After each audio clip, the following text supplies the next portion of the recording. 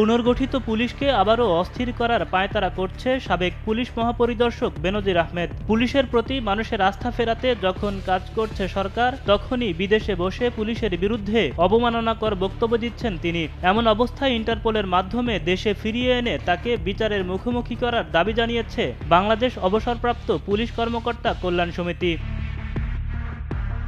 ৯ ফেব্রুয়ারি সাবেক পুলিশ কর্মকর্তাদের সংগঠনটির বিবৃতিতে বলা হয়, পতিত ফ্যাসিস্ট আওয়ামী লীগের দলদাস হত্যা, গুম, অপহরণ, দুর্নীতি মামলার পলাতক আসামি বেনজির অজ্ঞাতবাস থেকে পুলিশ বাহিনীকে নিয়ে সম্প্রতি সামাজিক যোগাযোগ মাধ্যমে অবমাননাকর ও রাষ্ট্রের বিরুদ্ধে ষড়যন্ত্রমূলক বক্তব্য দিয়েছেন। অনেক পুলিশ কর্মকর্তাকে তিনি আগের মতোই বিপদে ফেলে ফায়দা নিতে চান। পুলিশ আর কারো পাতানো ফাঁদে পা দেবে না বলেও জানায় অবসরপ্রাপ্ত পুলিশ কর্মকর্তা কল্যাণ সমিতি।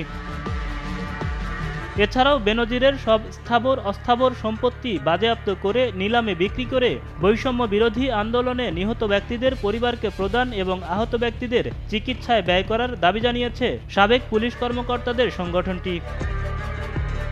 এদিকে কয়েকদিন আগে ক্ষমতাচ্যুত আওয়ামী লীগ সরকারের অনুসারীদের সাথে একটি ভার্চুয়াল বৈঠকে অংশ নিয়ে বক্তব্য দেন বেনজির আহমেদ। সেখানে তার দেয়া বক্তব্যের কিছু অংশ সামাজিক মাধ্যমে ছড়িয়ে পড়ে। সেখানে পুলিশ ও প্রশাসনের অনেক সদস্যের সাথে তাদের যোগাযোগ রয়েছে এমন বক্তব্য দিতে শোনা গেছে। সেই বক্তব্যের প্রতিবাদ জানায় বাংলাদেশ পুলিশ সার্ভিস অ্যাসোসিয়েশন।